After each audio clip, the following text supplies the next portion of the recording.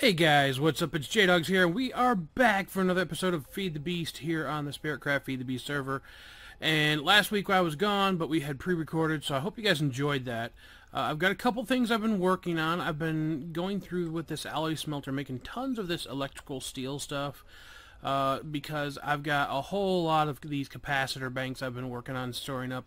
You can tell now we've got a whole lot more power we've been working with. 46 million MJ right now. I'm still not. Is that like Michael Jackson? No, I know generic B used to call them Michael Jacksons, but yeah, it's something megajoules or something. I don't know. But my goal is to at least have one row that's 3 wide that goes all the way up here to this here. And we've got the geothermal generators. I don't know if I showed this last time, pumping the lava out from down below. And I've got my ender tank set up here, and it's all going right here into this. And then we've got the EU adapter that changes all that power, all the EU stuff from Industrial Graft, changes it into MJs the thermal expansion kind anyways. And it pipes it all into the capacitor bank. And then, like I said, down here we've got this where it comes out. These things, of course, getting the bituminous peat, or all that stuff from the byproducts of the tree farm, coming piping all down through here. This one has another EU adapter that comes off of that, so that we can go over here and have power for this stuff. I've cleaned up most of the prank, but I left some of the lapis, as you can see here. I'll show that off here in a minute. And then the rest of our power gets piped out through this tesseract right here. So you guys, I don't know if I fully explained that before, but I just figured I'd go ahead and go over that. And I want to quickly, let's see here. I want to quickly make up some of the stuff from Ender.io again. Some more of these capacitor banks? Yeah. Okay, words and things. So I want to make up more of these capacitor banks while we're here. I've got a bunch of the byproducts here already made up, basic capacitors and stuff. How much of that are we going to have left? I'm not sure. Let's see about making a few more of these. Just do 64 up, drop them in there. This is one of the things I love about this. It makes crafting so much easier on this. Okay, so we got 32. Let's drop those in there. And let's see how many of these we can make. I always wait for the redstone. Oh, there it was. Come on. Come on. Because it makes crafting it quicker, or else you gotta type in redstone and drop them in there manually. Well, shoot. We're gonna do it anyways. Red. Okay. So can we make more than 6? Yes, we can. So let's take a little bit of redstone out. Put that back. And craft that up. We can make 12. There we go. Oh, well, we might as well keep those on us so we don't have to wait for this again. And drop those in. Okay, so we got 8 total. I'm going to take those back out and take half of them, turn it into redstone, just in case we need redstone when we go back in here, so I'm not keeping everything in blocks. Let's go up here, toss these in, and see how much it's going to upgrade our power to. So, it looks like we're getting a nice source of power going pretty steadily here. And I want to see if there's any other sources of power we're going to be able to use. Whoops. Because as it is right now, I can run most machines except for the B ones, of course, because those take a ton of power. Let's put one of those there and dig this side out. So we're almost completely full with this. This is nice. So put one there. Actually, let's go ahead and pop this one off and just put it on the other side over here. There we go. So now we've only got 3 for this side we need to put in, and it's completely full, 3 wide. Okay, so that's going to give us, what is that, 50 million? 1, 2, 3, 1, 2, 3. Yeah, 50 million MJ right now, so that's pretty nice, if I do say so myself. We've got tons of the ash that we've been getting as a byproduct. Now, as far as... Oh, little jumpy, getting the lag. Alright, so as far as the bees go, we've been doing pretty good with the bees. Now, down here, I think I've shown this before too. I've been working on getting more of the gold and obsidian crops going, so we can make some of the armor eventually. And I think it's made out of this. Isn't it? Let's check real quick. Yeah. So the armor is made out of this stuff, but we need so much of this extreme essence it's not even funny. And in order to even make that, we have to have these infused diamonds, which we need this for. So that, we can go ahead and make some of those. And I think I actually have some of those saved up also. So let's take all of this out of here. That's gold and obsidian. Put that one there, put that one there. I've been actually growing diamonds slowly but surely also here. But I want to take these and I want to see how many I can make up. So it seems we're going to need quite a few of those infused diamonds. And that's part of what I want to work on today. So which bag has the infused diamonds? I know one of them has them here. There's 7 there. Okay, we'll take those, put that up there. And do we have any in here? I don't think we do. No. Okay. So let's make some infused diamonds. So for each one here, you can see if we hit U over this one, we need 5, of course, for this one. We need 8 for this one, 4, and then, what is it, 7? And then we have all the tools and stuff, which I don't think ultimately that I'm going to make all the tools, but I do want to make all the armor. So that's going to be 7, 8, 9, 10, 11, plus 8 is 19, 20, 24. So we need 24 of these ultimately. We've got 7, so let's dump those diamonds in there. And recipe. Alright, so we've got that. Let's see how many of these we can make up. I'm debating if I should just dump those in or not. Here, let's go recipe again real quick. I need to see the recipe. There we go. So, it's supposed to be in each of the 4 corners. And then we'll split those in half. And drop those in there. And we'll see kind of what that does for us for now. That's 19, 19. And 1, 2, 3, 19 there. I know, I split this up the worst way possible, probably. Okay. Oh, actually, we have enough, it looks like. Okay, so we needed 24. Let's check this out here. 21, 22, 23, and 24. Yes. So we can actually make the normal armor now. Shoot, I wanted to get that stuff out of there. Obsidian essence, so let's just type in essence. There we go. Get that stuff back out of there for now. So let's go back in and let's craft up our armor. So we can make the chest plate, we can make the leggings, we can make the dog groaning in the background, and we can make the boots. Okay, so we've got everything made. So now if we want to infuse these to where they're infused, so as you can see right now they just say diamond boots. If we infuse them with these essences, I believe that makes them unbreakable, to where they can never like permanently break. And each one looks to take, yeah, each one only takes 4. Okay, that's actually surprising. So let's head over and see how much of those we can do. I only think we might be able to do 1 or 2, but at least we can get a couple out of the way and done. Yeah, we can do 2 total. Okay, let's toss those back in there. Let's start with the big pieces. Let's do the leggings and infuse those. Let's do the chest and infuse those. So now if we hit U over those, they don't actually do anything. So we can add enchantments to these, and I believe it makes them unbreakable. I don't know what the difference is between the purple and the blue, but I believe that's what it is where they're now unbreakable. So I'm going to leave these down here for now. Well, actually, let's go put them on display. Let's put these on display, make them look nice. We want the nice armor up here. But we need to remember we still need to do the boots and the helmet for that, and then we can start adding some cool enchantments to them. So since this is one of the harder ones to do, I'm going to put it on this wall, I think. Do we have a spot for this guy? Are we actually full with the armor? Yeah, we are full with the armor stands. So I'm going to have to probably pop a couple over here, I think. Which it looks like we could do at least 2, because we can do 1 here. Oh, there's a chest there. I guess that could be a background for one of these. I'm not going to really gripe about it too much, and we can put one there. Okay, so let's take out the floor. Pop these into the floor just for the time being. And we can put 2 armor stands. So I don't think I have any. Let's look at our ME system over here real quick. Nope. Okay.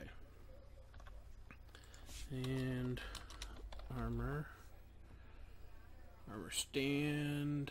I think it's the Bibliocraft ones. Which ones did I use on that? I don't remember. Bibliocraft armor stand. Okay. Well, get around the corner. Come on now. Alright, so Bibliocraft and 2. Perfect. So that'll make it to where we can at least put this armor onto there. And then we'll throw some enchantments onto it. I guess this will be a little special spot right here for the armor. And I don't know, is this plate... No, okay, so this plate's got to go. Whoops. That was soul sand. Alright, so they're going to have a weird background to them, but I'm alright with that. So we've actually got room for 2 armors over here, so I need to check and see. Let's see what our armor looks like first real quick. What the heck is with the green thing in the middle of my face? What in the world? Okay, that's kind of weird. Alright, well, it's cool armor. Like, it's pretty much the best you can make as far as I know. But let's go ahead and toss all that onto there. Yeah, that's a weird little nook that they put in the front. It's kind of awkward. Okay, so some of the other stuff that I've been working on. Let's go over here and take a nap real quick because it looks like it's dark. And we need sunlight because our solar panels are working like crazy up there, trying to keep us with normal power. And I'm going to show you guys some of the stuff that I've been working on with bees because bees have been going pretty well, and I've gotten quite far with them. If we can fly. There we go. Alright, so over here with this setup that I had going, you guys saw we did the tolerant, then we did it into the robust, into the resilient, into the lapis, which these guys are now stacking, so that's perfect. Let's go ahead and cycle these guys in so they can start doing their thing again. And one more. So, so this first one's empty, and then that's what's in the rest of those. Over here we still have our Thunder Bee, I guess you could call it, going. The Lightning Bee. I'm not going to put him in right now because I actually found out it makes the sky flicker like everywhere, as far as I know, because I was over here working on some stuff and I had that running, and all the way over by where her village thing is, we saw the sky flickering. So I thought it was just like a localized event, like right where it's at, but I guess it's like all over the place. So I'm going to have to check that out. Down here we've got all of our bees, of course, just running away. And back here, I don't know if I ever showed this. This is a Tesseract into another ME transformer down there, up into this MFE here that powers everything. So that's being brought power from all the other places. And this is, you know, we had all this set up with the production upgrades and everything. I've got a Rocky Queen in here right now only because my queen died for this, so I'm trying to make it into an Imperial, so that'll be working. But the new ones I put in were these Nether Bees, and you guys remember those? I finally got them. I figured it out. Once I gave them all the traits that I could for like changing the heat and the humidity and everything, I also had to add in 4 heater upgrades, which changes the temperature of the area basically, and that made it to where they could be produced here. This flicks on and off only because, if you guys are wondering, because the power is constantly being sucked out of the MFE over here. But anyways, the production from what they're getting is massive. I get these simmering combs, plus I get ash from them, and the simmering combs here are what is giving me lava. So if you guys look here, a simmering comb gives phosphor and refractory wax. Boy, that's a word. Refractory wax. There we go.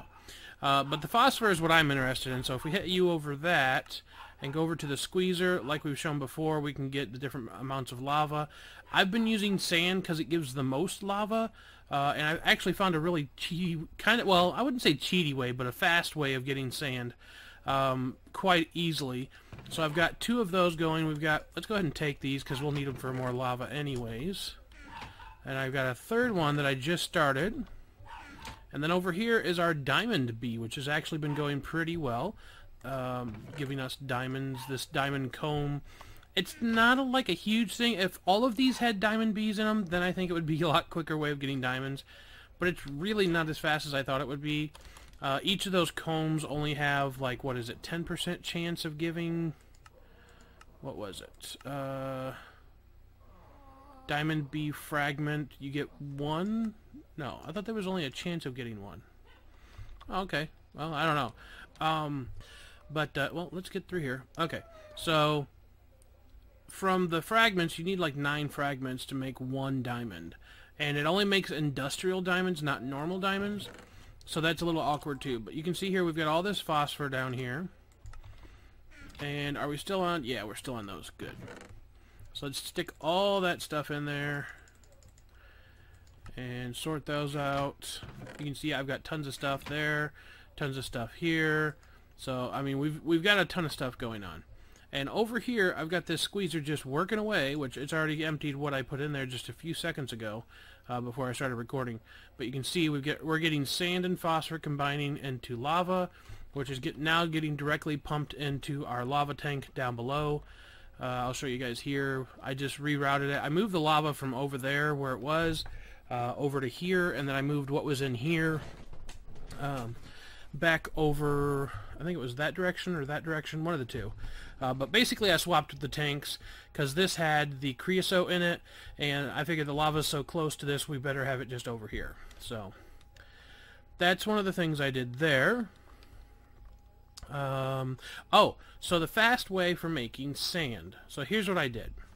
And it's actually a pretty nice way of doing stuff, and it's really super easy if you have the setup for it. So over here, you're going to see that I've got 64 gravel. And I'm going to take out 5 stacks of gravel. You can see it's slowly starting to fill itself back up already. Now, how's it doing that? Well, that's because I have a little system set up right underneath it with igneous extruders and item ducts. Very, very simple. All you got to do is just set each one down over here, set up the configuration to where it only goes out the top, set it to cobble, put 1 bucket of water, 1 bucket of lava, and it just continually makes cobblestone, like over and over and over and over and over and over and over.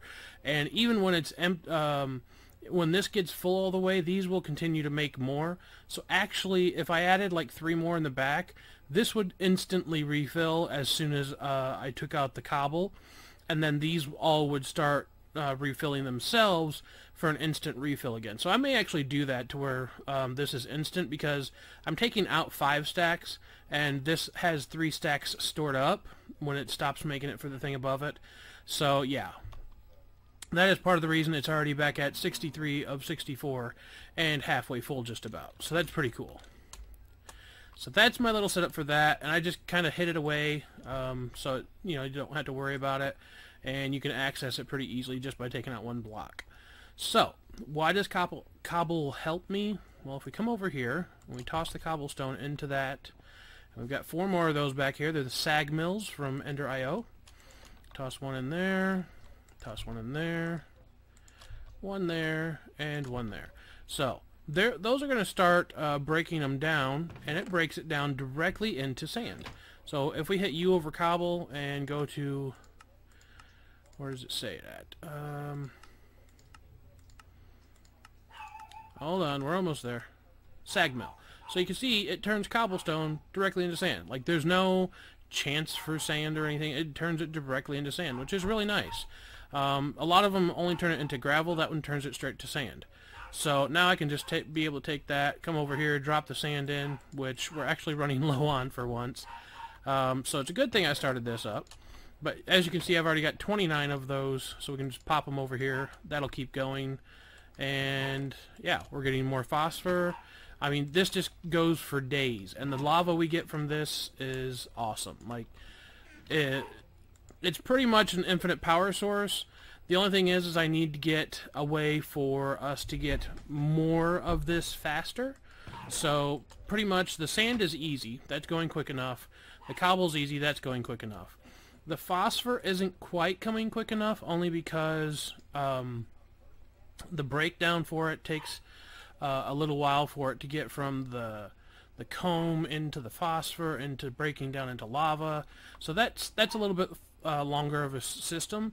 So I'm thinking about eventually having this be its own system and maybe moving it over by the bees or something where it's just solely for phosphor, and the refractory wax gets sent over this way to stay with the rest of the stuff, because I think that's what's going to be best ultimately for how we have this set up. So let's see. Yeah, the sand goes so quickly, and again, that's another thing that we could have where the sand gets directly piped into, you know, the squeezer over there.